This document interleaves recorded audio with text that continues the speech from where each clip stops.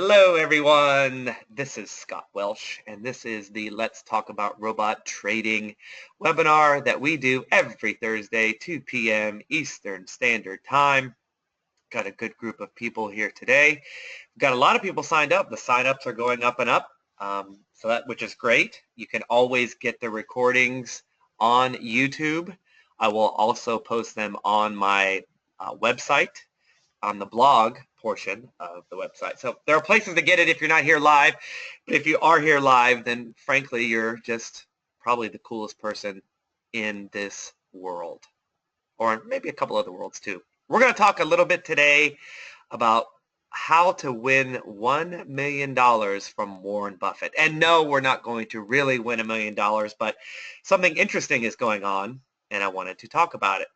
Before I switch over, Ryan says there's no audio. I think, Ryan, everyone else is getting audio. Let's see, just real quick before I go. Please warn listeners about searching for scottwelsh.com. Oh, no. Oh, no. Let's say that right now. Oh, my gosh. I have not done that. All right. John says, before we get started, and hello, Gary, by the way. John, who just joined us, says, warn everyone about going to scottwelsh.com. He got a real shock, and I have a bad feeling of what that means. It's scottwelsh.me, not com. Oh, my gosh. I'm scared. I'm scared about that. All right, everyone else is good with audio, so let's move on. Speaking of websites, real quick, let's say it once again, scottwelsh.me. Don't go to the other one. I'm not going there. Now I'm scared. Just to let you know, we're not going to talk about the website again, but I did make a new page for all the podcasts I've done. And let's go to that. Let's see. There's our login page. And here's my website. Okay. I just did a page on the website. It's called Interviews. And what I did this week is I went through and found all the podcasts that I've done over the years. And this is the most recent. I did that just a few days ago. And it went up today on 52 Traders. That was a fun hour talking with Cam. I've also done Trader Radio a couple of times. I've done the Booker Report a couple of times. I was on the Traders Podcast a number of times. And Rob, Jason, and I did the Rise and Shine podcast for over 150 episodes. And you can go to that site and hear all of those. Those are short little ones, like 5-7 minutes or whatever. So I've compiled all that. As I do more, it'll go on this page. But if you like listening to podcasts, there are a bunch of them. So there you go. Let's move on. Real quick, let's talk about, just for 1 second, and don't skip ahead, you just watch my screen as I do. If I asked you, who are the best traders in the world? Quick, just think of an answer right off the top of your head. I'm not going to get your thoughts, although I'll read your answers later if you want to answer. But this is a really, really thought-provoking question to me, because when someone says, who are the best traders in the world, word association, the first thing I hear or I see in my brain, or I hear my own thoughts say, are expensive suits, or someone on Wall Street, or a Gordon Gekko style office, or just a huge hedge fund, maybe in Connecticut or on Wall Street, or like Billions, for example, the show Billions. That's immediately what I think of. The best traders in the world, that's the visual in my head. You think of the best tennis player in the world, you think of Federer and no one else ever. You think of professional basketball, you might think of Michael Jordan, or think of someone else more current, Kevin Durant, LeBron James, whoever. But isn't that interesting what you think of, right? Yes, I have that Gordon Gekko type of image in my head, but then if I think just one more second, I probably come up with Warren Buffett. I love Warren Buffett. Those are the first trading books I ever read. I love value investing, which is quote unquote kind of counter trend trading, right? You're buying something cheap and trying to sell it expensive. Or I think of someone like Jerry Parker. He was an original turtle trader, and I've read a lot about him, and he had a big influence on me. And he is still trading today, even though he was an original turtle back in the 80s.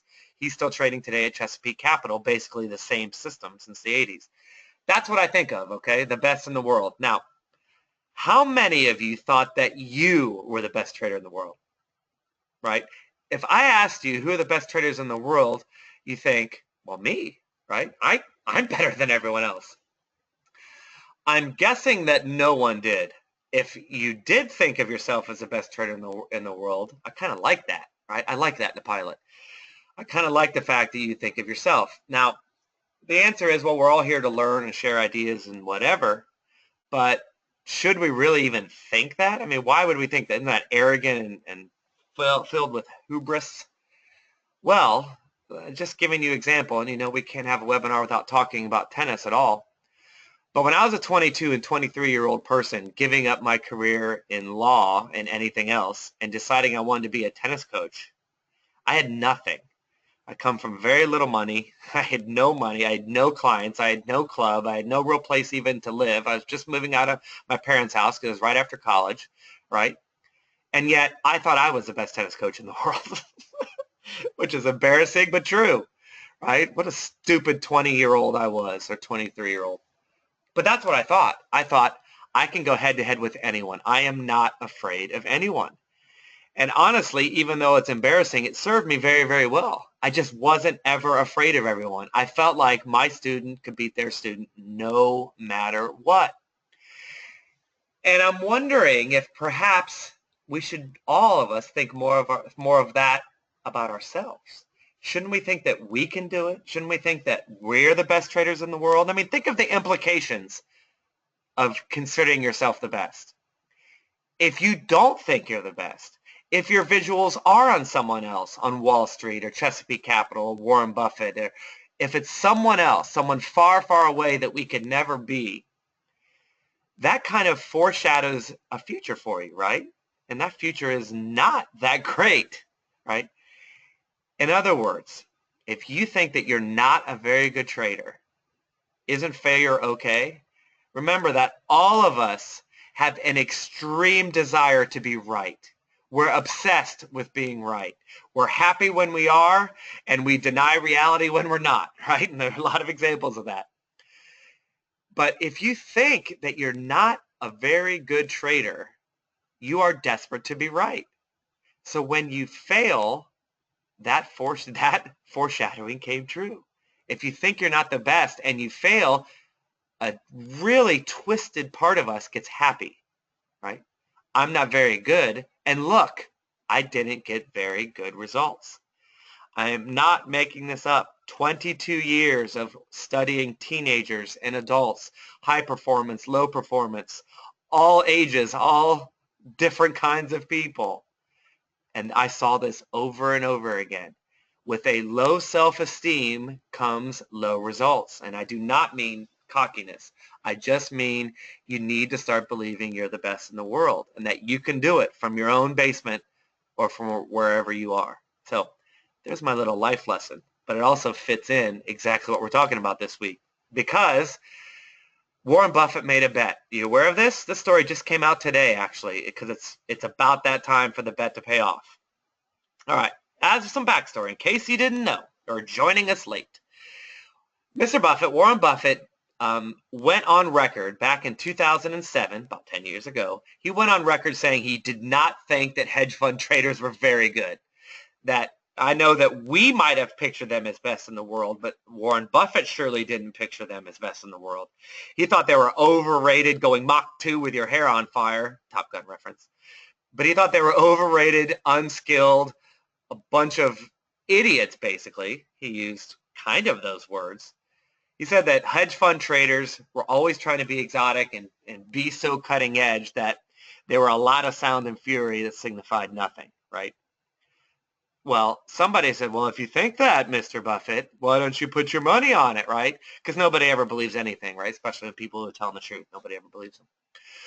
Well, he said, absolutely, I'll put my money where my mouth is. So in 2007, he made a bet. He bet Protege Partners, which is, I guess, a fund of funds. I'm not sure what they are. Look them up if you like. But he bet Protege Partners $1 million, donated to charity to the winner. He bet them $1 million that an index fund, just a basic run-of-the-mill index fund, in specific, the Vanguard 500 Admiral shares, that's the actual one he bet on. He said that the index fund would beat the hedge funds in a 10-year period, right? He needed time, but in a given decade, in the next 10 years, he bet, in 2007, now 2017, he bet that the index fund would work. To combat him, Protege then picked its top 5 hedge funds. It picked the top 5 it could find. So it was the top 5 hedge funds versus the boring index fund. And the battle was on. It was February-ish 2007. So who do you think won? Don't look ahead. You're not allowed. Who do you think won, right? Who do you think? You think the index fund or the superpower hedge fund traders? Well, as you may have guessed, the index fund destroyed the hedge funds from that moment to now. Actually, in 10 years, Vanguard, the index fund. You know what index fund is? If you don't know, it's just the S&P 500. That's it. It allows you to have a piece of the entire market. So in other words, it's no stock research. It's nothing. It's just buying the whole lot of them. It's just buying 500 stocks. It's diversification, simplicity, low cost, boring, never have to rebalance, never do anything, right? It's as boring as trading, quote unquote, or investing can get. Got it? So Vanguard, or in other words, the S&P 500, was up 66% in 10 years. And the team of super hedge funds were only up 22% in 10 years. Get it? That's 2.2%, right? Was it close? No, not even close, bud. Breakfast Club, right? You know what I'm talking about? Anyway, if you don't, moving on. Now, using the example, and hopefully you read the blog post from yesterday, using the example that we did talk about yesterday that went on my blog and was sent to people on my email list, and I really feel like that might have been the most important blog post I've done to date. What does that victory mean? Right? It's been 10 years. Vanguard destroyed them. What does that mean to us? Well, it means that trading, which is why we're here, you're traders, I'm a trader, trading might be futile. Think about that. Hedge funds are traders, right? It's derivatives, it's going long, it's going short, it's foreign markets, hedge fund can trade literally anything they want. So they got teams of research, bunch of quants for some of them doing research, computers, algorithms, people on boots on the ground, right, in Singapore, getting that special skinny or whatever, getting that special tip. All of that did nothing. All of that failed when compared to just buying the entire market and doing nothing. Now, MMM, if you don't know, is a guy called Mr. Money Mustache, and I encourage you very much to check out his blog. I've looked around. I just became aware of it the last week or so. It's pretty cool stuff. But in MMM, Mr. Money Mustache's podcast with Tim Ferriss, which also came out relatively recently, he was an engineer, really smart guy, sharp guy, but he says research shows that technical analysis or active trading doesn't work. And he claims it's been proven. Technical analysis doesn't work, according to him. So, to make money, he just bought an index fund, which I believe is the Vanguard, the exact same Vanguard fund. I'd have to double check that, but I'm pretty sure it is. Okay. In other words, for us, just buying and holding, right? Everyone says buy and hold is dead. This person and Warren Buffett begs to differ. They say buying and holding the market is better than willy-nilly trading. You see the ramifications of this battle, this $1 million battle? It might be proving that we're all just here spinning our reels doing nothing, when we all should stop coming to webinars and stop doing blog posts and stop researching robots and just put our money in an index fund and shut our mouths. Okay? Now, if that's true, that's not a bad thing, right? It means you could possibly retire tomorrow. Think about that. The S&P, the Vanguard, in other words, is not going to zero, right? It's not. It's not going to zero. It can drop a whole bunch, but it's not going to zero. If you buy a stock, if you're a stock picker, which everyone who's supposedly smart and famous tells you not to be a stock picker, but if you are, your stock may go to zero. If you put your entire nest egg on one stock, it might go bankrupt. Enron was the best stock in the world for a while. Now it's zero, doesn't exist. An index fund isn't going to zero, people, right? It's not. We all know this. Unless our entire financial system collapses, It's not going to zero. That means it's safe. Okay, so he put his money in Vanguard. He saved like a crazy person. This Mr. Money Mustache. It's a real person, real blog, really doing this. He put his money in the Vanguard, and he saved up a little over, he didn't say how much, but according to the numbers, it's probably over 500,000, probably closer to $1 million, but it doesn't matter. If you or I have saved $500,000, which I've talked to people who have way more than that. If you've saved $5,000 and you put it in a Vanguard, 500,000, and you put it in a Vanguard, you get $33,000 per year. 6.6% of 500,000 means that 500,000 throws off 33,000 every year. If your monthly expenses are $2,750 or less, do you understand? You are done. Over. You're set for life. This is huge, people. Why am I calling you people? I don't know, because you are people.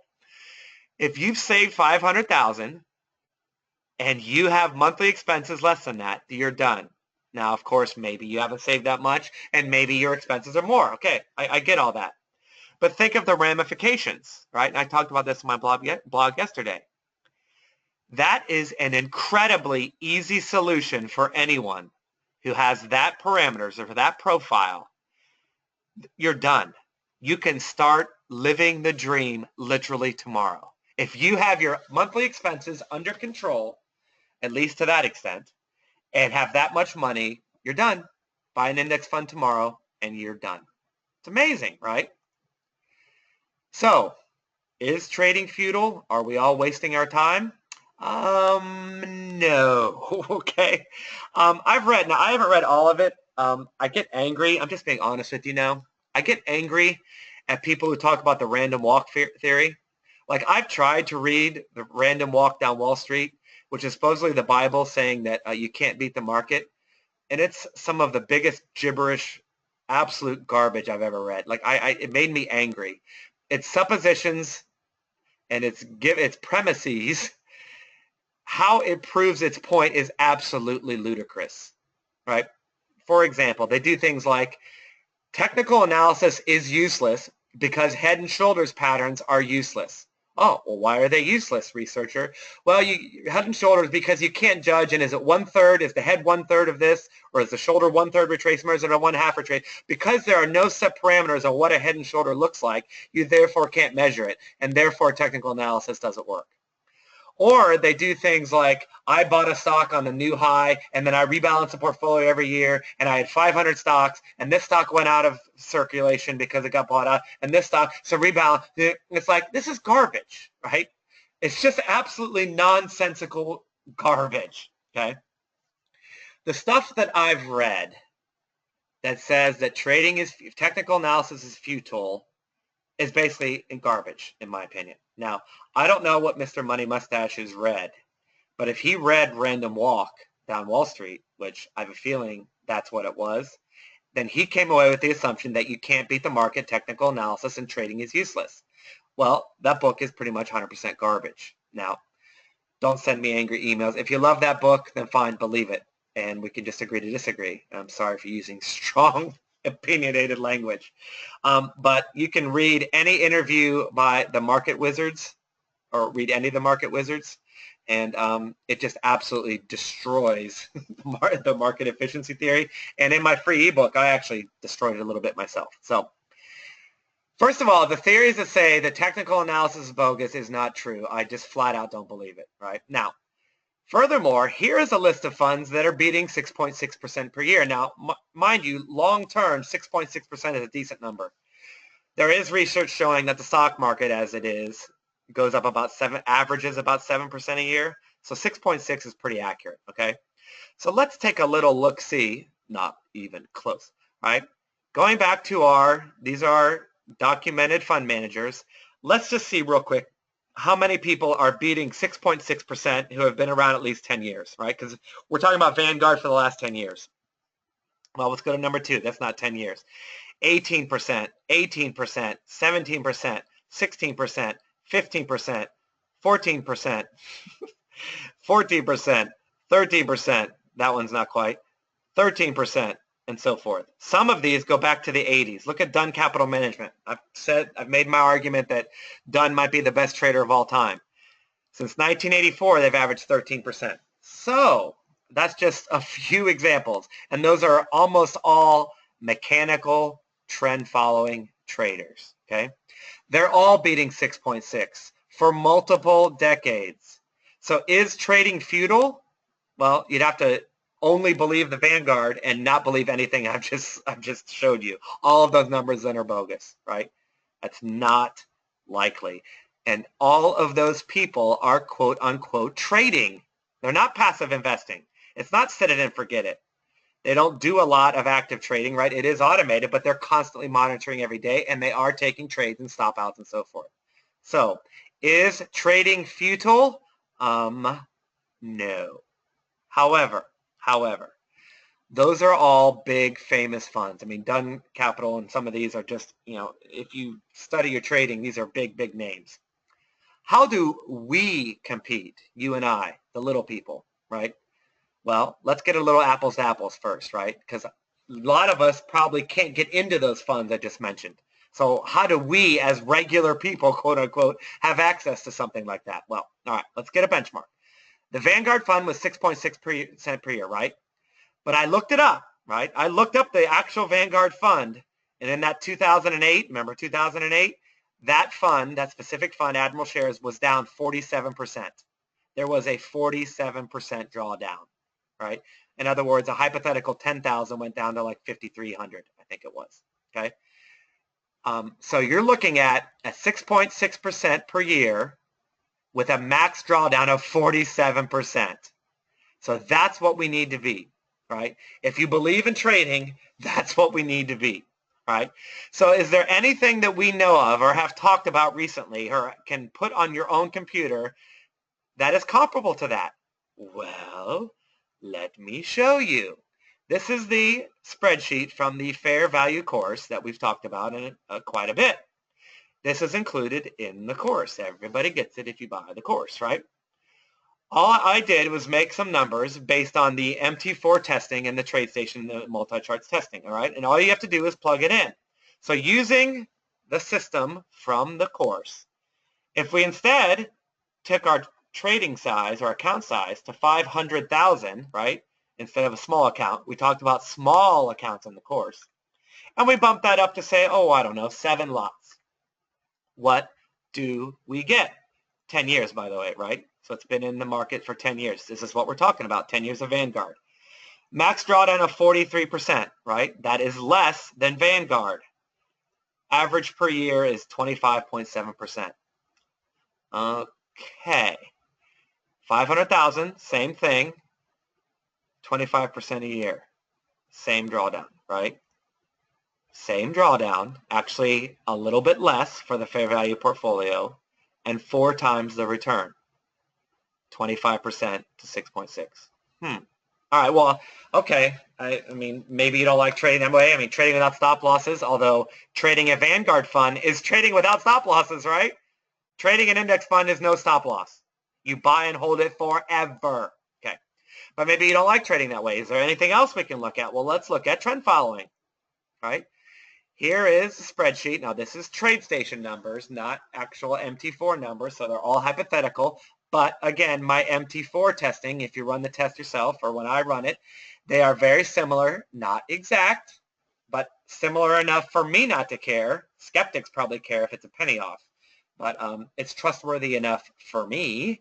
But anyway, here is, we've talked about just my 2 favorites, the dollar yen and the euro dollar. These are my 2 favorite trend following on daily charts. They barely trade. All these blank months or months, it doesn't even take a trade. There's the total for a hypothetical $10,000 account. But we're not doing a hypothetical $10,000 account, right? We're trying to match Vanguard. So what I did is I multiplied by 50. So it's a $500,000 account. See that up there? The profits are now 2.1 million, which is a 433% gain over 10 years, right?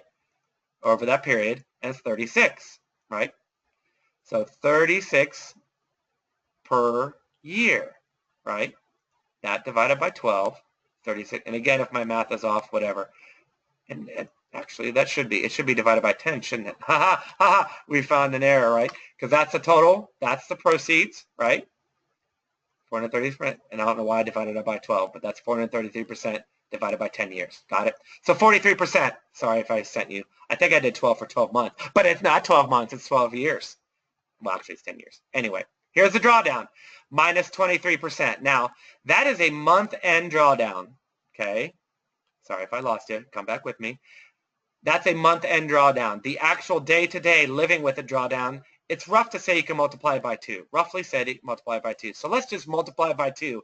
Even though at the end of the month it was only a max drawdown of 23%, let's say 46. Going back, that's 6 times the return, right? It's 433%. Actually, a little bit more than that. So it's 433%. 433% divided by, remember what it was? 66%, right? So yeah, it's about 6.5% the return, times the return. Same drawdown, 6 times the return. Same drawdown, 4 times the return. So these are homemade robots made by me using principles that aren't made up by me, right? What could we retire on with these quote-unquote homemade robots? Well, I made this spreadsheet because it's fun to make spreadsheets. If my monthly expenses were similar to Mr. Money Mustache, and it's $27,000, and our annual rate of return, let's just say 30, right? It was about 25 for fair value and 40 for that for breakout. Let's just say 30, right? This is what the index over a billion years has done, right? If those are monthly expenses, and this is the return we can average, won't get it every year, but if we average it, the minimum we need to retire is $90,000. But that's cutting it pretty close. So let's double that. You could retire if you have $180,000 in the bank. That would throw off, hypothetically, $54,000 a year. If you only need 27, that surely would give you a little bit of cushion when in the down years, right? Where you wouldn't have to dip out of your original nest egg. Now that's all hypothetical homemade robots. You don't have to believe in them. I'm just showing you what I've done and seen with my very own eyes. But is that a more doable number? Is this hypothetical more doable? Well, of course, that's up to you.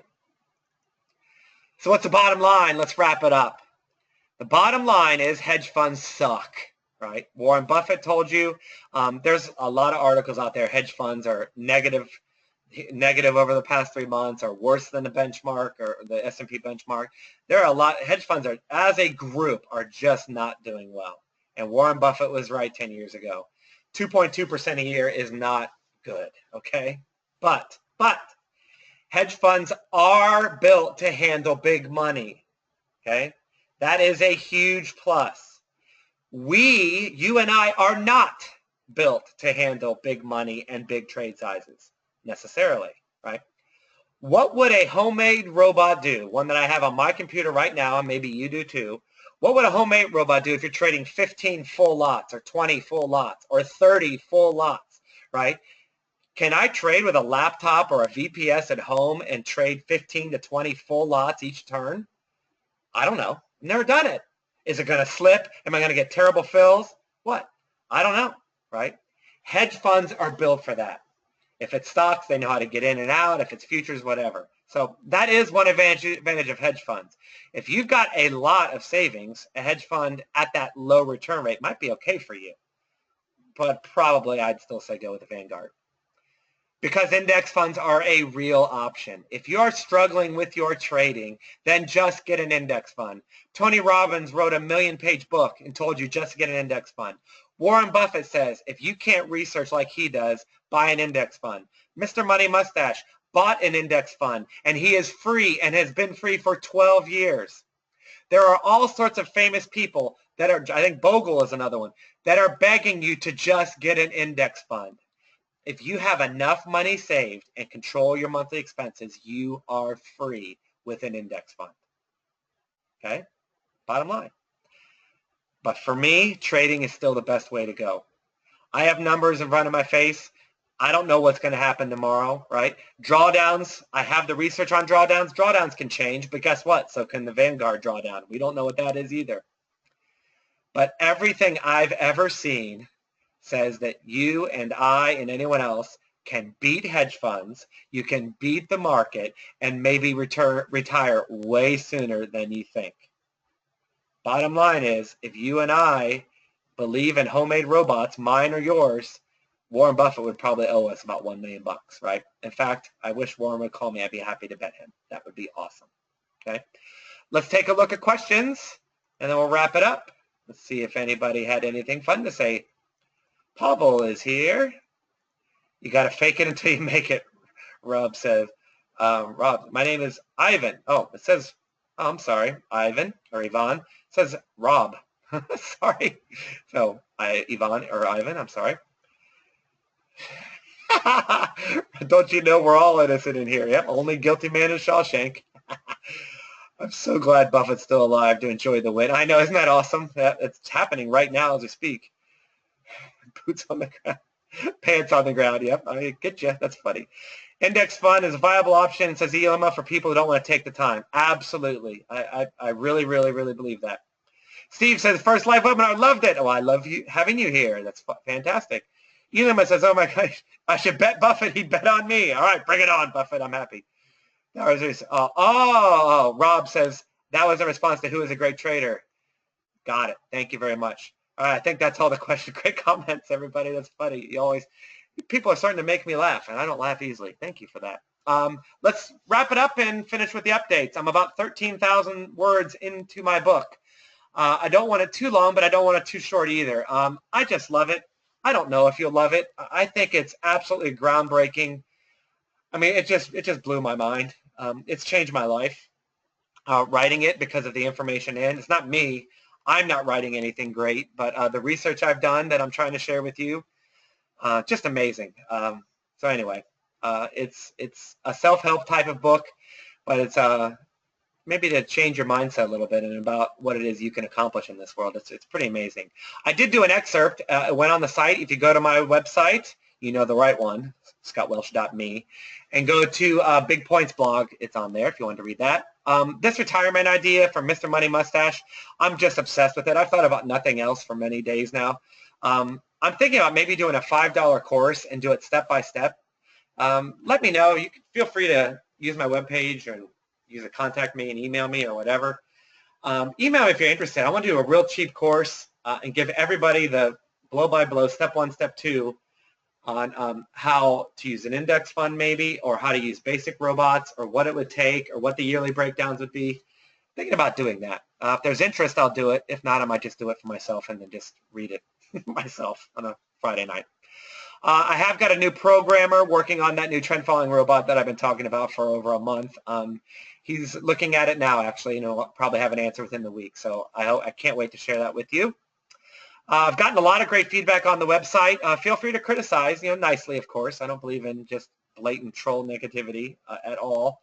But if you have something you think I need or something you'd like on there, feel free. I've gotten a lot of great feedback. Thank you. I'm trying to make it easy to help people. So go to the contact me and send me a message, whatever. And YouTube is rising. Thank you. That's the place to go for all these videos. Plus, it'll be on my site. Okay, everyone. There's your contact information. And that's all for this week. We'll be back next week with a blog post and a Thursday webinar. Looking forward to it. Bye for now.